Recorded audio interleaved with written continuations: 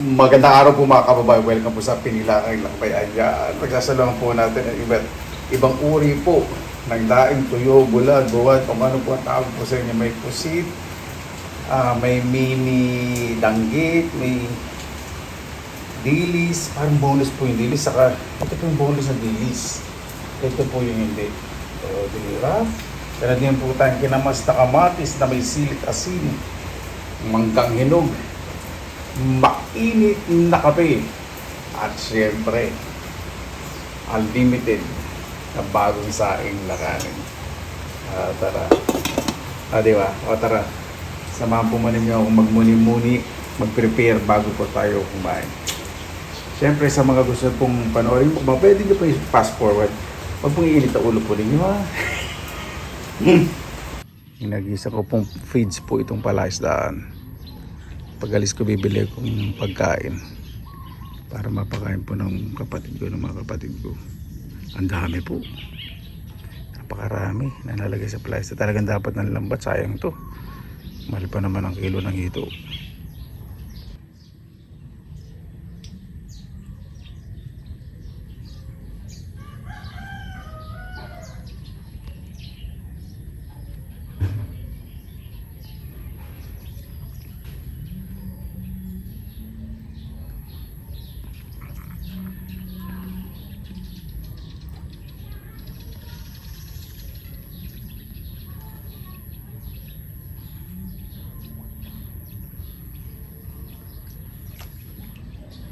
Grabe po mga kababayan, may hummingbirds, dalawa. Nakakatawa po yung ganito. First time ko lang makita sa mismo sa harap ko ng hummingbirds na ganyan. Makapagdagdag pa po ng mga bulaklak dito sa orchids. Nakakatawa. Sir, ayoko po buksan yung bintana kasi baka maistorbo. Yan, nakakatawa po, di ba? Ayan po mga kababayan, bumalik na naman yung hummingbird. Nakakatawa kami po nakakita ng hummingbird.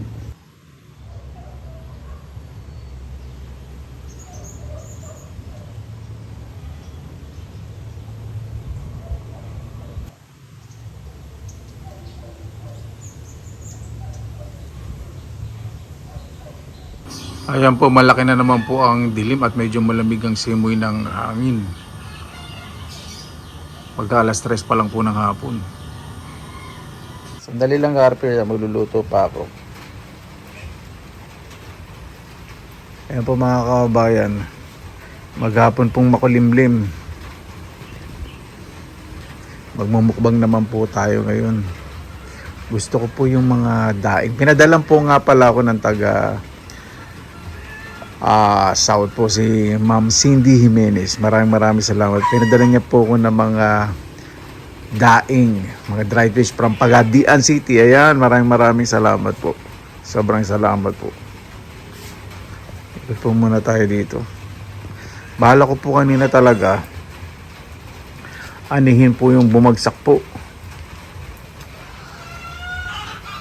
na saging.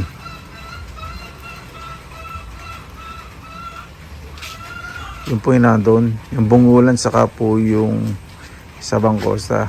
Maulan po, ayaw pong magkasakit. Kasi ako po, medyo sensitive po, basa lang po, na mawisikan lang na konti yung bumbunan ko. Medyo nagkakasik na ako. Medyo ganun. Para akong baby. Ganun po. Yan. Ito yung pampagana. Nakabili naman po akong kamatis. Masarap po sa daing po yun. Ang isang pirasong kamatis, grabe po. Dito po sa amin sa Bulacan. Pag binili po sa tindahan, mahigit 10 piso. Yung isang araw bumili po isang pirasong kamatis, 12 pesos po sa tindahan. Yan. Baka kamatis naman sa sunod, maging flavor na lang. Parang nangyari sa sibuyas po, di ba? Dati naging 600 per kilo, Diyos ko. Kamatis, napakamahal po. Saka luya nga pala. Ano po ba nangyayari? Mayaman naman po tayo sa likas yaman. Ano po ba nangyayari? Hindi, syempre po kasi ngayon tag-ulan. Di ba? Nahirapan din po yung mga magsasaka. Yan. Sobrang tuwang-tuwa po kanina. First time ko po talaga nakakita ng hummingbirds. Pasensya na po, hindi pa po mag-get over. Ay, no. Ayan po, maraming salamat po kay Ma'am Cindy Jimenez from Pagadian City. Meron po siyang binigay po sa akin mga dried fish. Opo. At ito, isa po sa paborito ko, tube squid. Ako, napakasarap po nito. Sa kay mga dilis na maliliit. Naku, para ito po itong dilis na flat. Diba? Ayan, at bumuhos na naman ang ulan. Ito na po tayo. Ito kasarapan po sa Pilipinas, ano?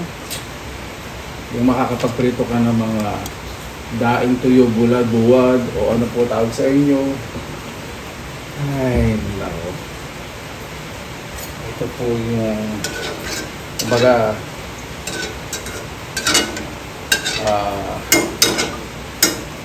pinakamasarap iuwi sa abroad, balik sa abroad. Uwi namin tsokolate, pagbalik namin doon, ayan po ang hinahanap po namin. Dahil ko po muna itong pusit. Itong tube squid.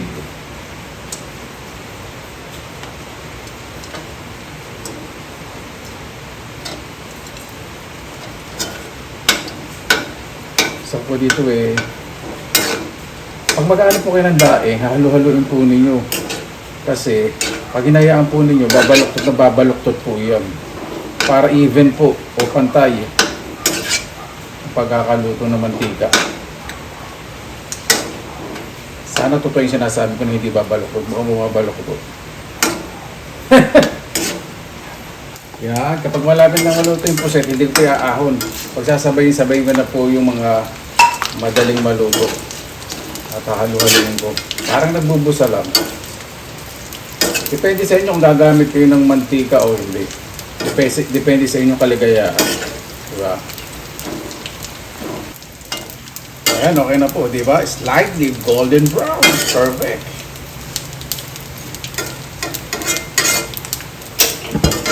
Natin na po. Hilig natin. Huwag natin ibabad sa mantika. Maiahon muna. Yan. Meron po akong paper towel. Paper towel. Para ma-absorb yung extra oil. O, diba? Winner ang pagkakaprito po natin.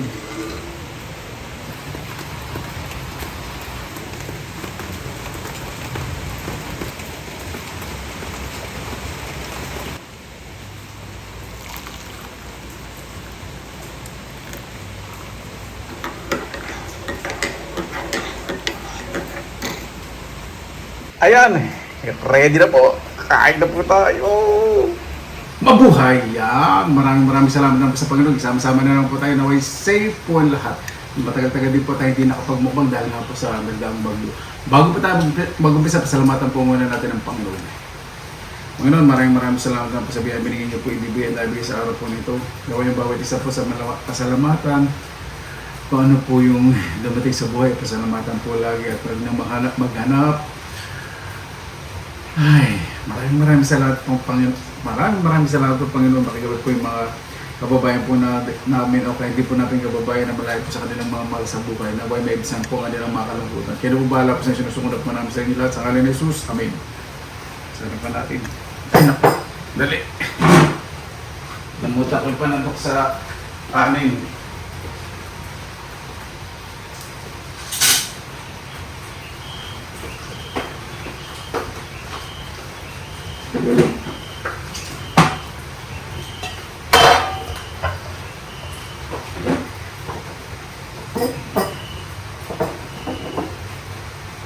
Narating po tayong tubig. Diba? Pasado pa lang po na alas 4. Napalaki po ng dilig. Kung magdamag po ulan ako, baka mataas na naman po ang tubig. Pero hindi po nag-high tide dito. Nangyari lang po yung nakaraang, first time po nangyari yun. Dito yung nakaraang baha. First time po. Ang dami pong nagulat dito. Hindi lang po talaga panahon ngayon. Diba? Pag minahuli ng isda, pwede nyo rin idaing. Gusto ko pasalamat kay Ma'am Cindy Jimenez na Pagadian City na padala po sa akin ito. Maraming salamat po sa inyo. Mamasin muna natin itong kamatis na may asin sa kasili. Tatakam na ako. Yung buko po, inspired, ano po yung messy look. Kumbaga sa bayabas, yung mga maniba kasarapan. Hindi ko pong sinabi kasarapan ako. Hello, alam ko na yun. Habang isa niya.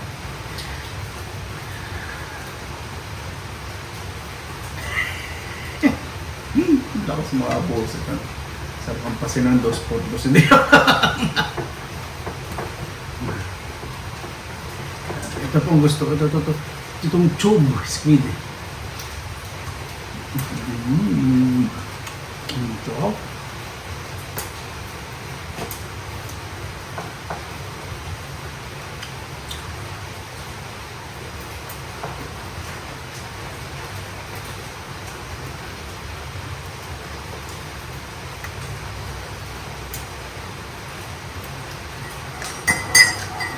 Napakasarap. Hindi po siya masyadong maalat. Tama-tama lang.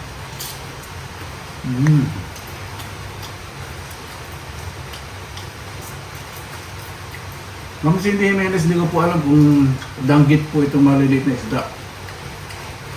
Parang hindi po yata, pakikorek po ako. Wow.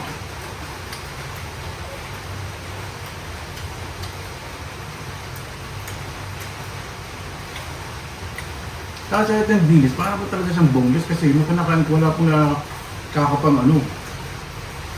Hindi po dilis, boneless. Pakikorek din po Ma'am Cindy Jimenez kasi wala po akong nararamdaman sa bibig mo na tinik. Ito pong dilis.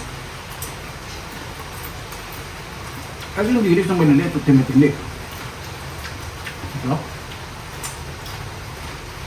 Tama-tama yung pagkakabusan natin. Malutong na malutong. Masarap po sana kung may noodle soup. Nakalimutan ko. Tensya na po.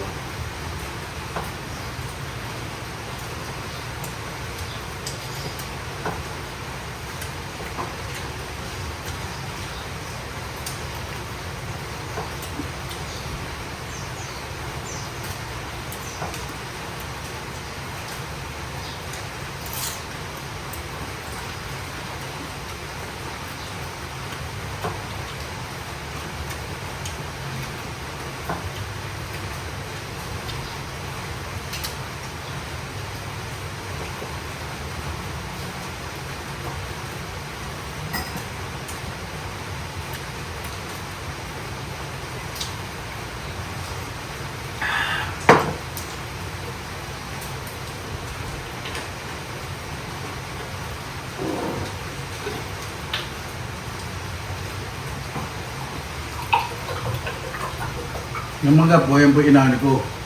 Sinasabi po na huwag lusigasan, baka masira. Wala akong nasira. Ito, hindi pa po masyadong hilo, pero napakatamis.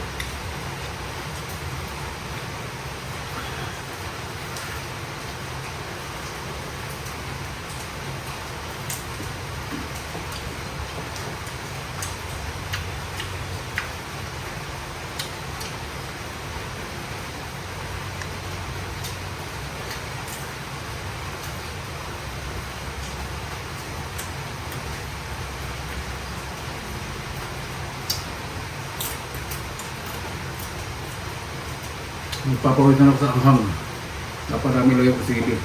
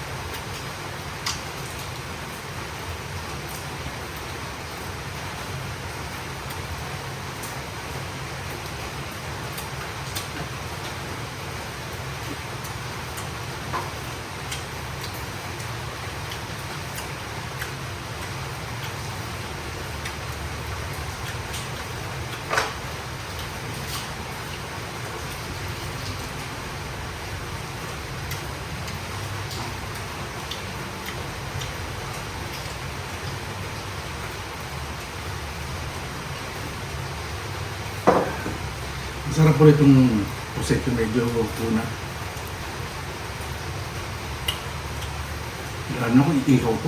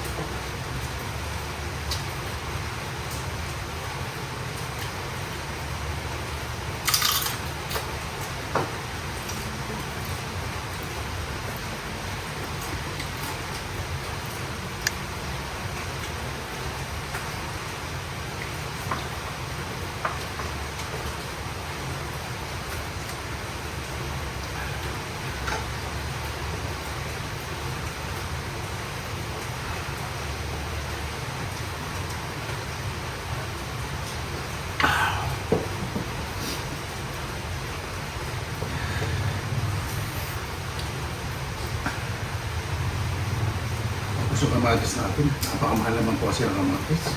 Ito sa Bulacan. 12 pesos isang peraso po sa tindahan.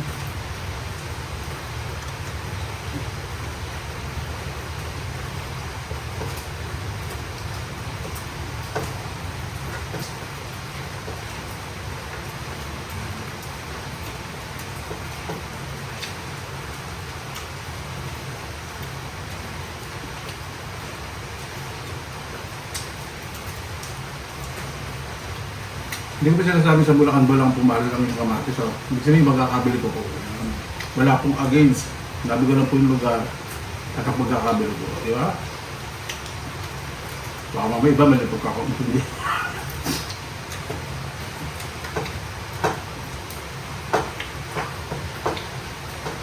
Hindi ko sinasabi mahal o mali ang bentahan dito ng kamatis sa Bulacan. Sabi ko lang po, mahal yung kamatis dito sa amin sa Bulacan, sa tindahan.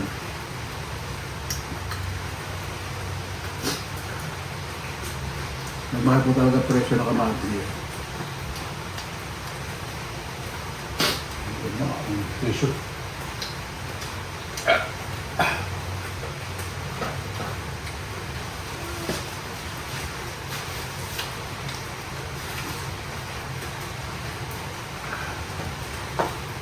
Gusto kong ilagay sa kanin itong katas ng kamatis, kaya napakamahal. Napili ko na rin walang sili. Yan. Masarap din yung kamatis, ilalagay sa mainit ito, magkirakamas tapos may asin.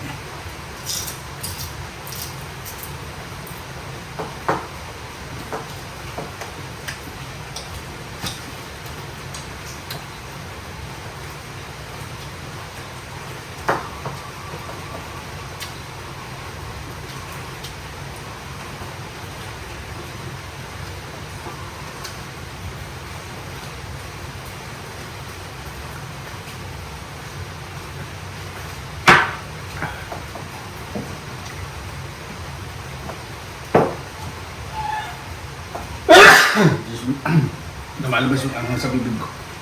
Dali. Excuse me.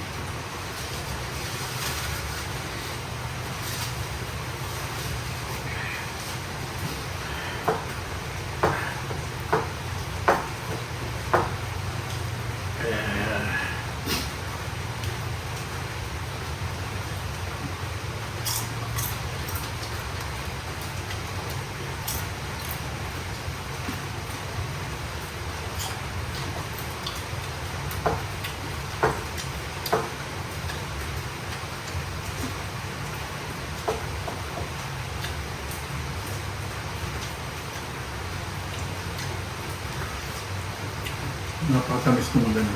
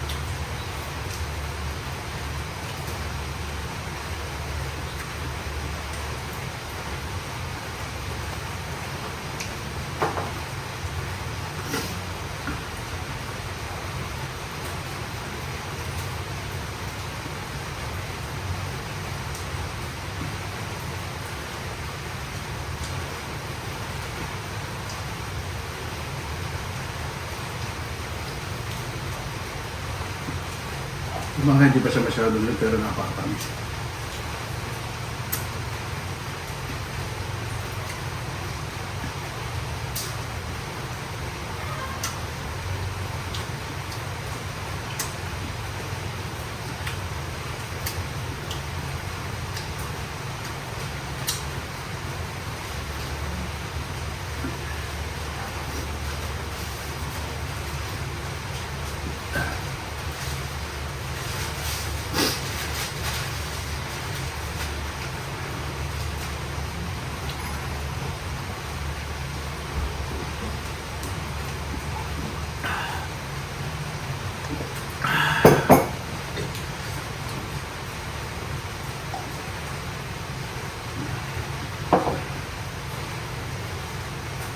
Napakasarap.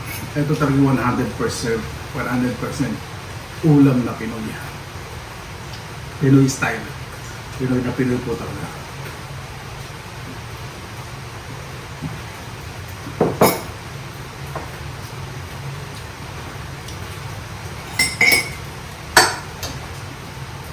At ang kape napakasarap. Natatanggal yung aftertaste nung ginain niyo pong mga dahil. Bago tayo magtapos, masalawatan po muna natin ang Panginoon. Maraming salamat po sa binigay po sa amin sa araw. Ito na yung bawat isa po mas magmadiskarte po sa buhay. Sa panahon po na to ay hindi po dapat iasa sa iba, isisi sa iba. Kahit may ang problema o biyawa, dapat po talaga dobling diskarte at pagtutulungan po ng mga mahal sa buhay. Kaya na po bahala po sa amin. Sinusuko na po namin sa inyo lahat sa kanila ni Jesus. Amen. Paano po? Maraming salamat na po sa inyo oras na ilang sa pinilangan. Magbebe sa lagi po tayong positive vibes, good vibes. God bless. Ingat po lagi. Magandang araw. Laban lang!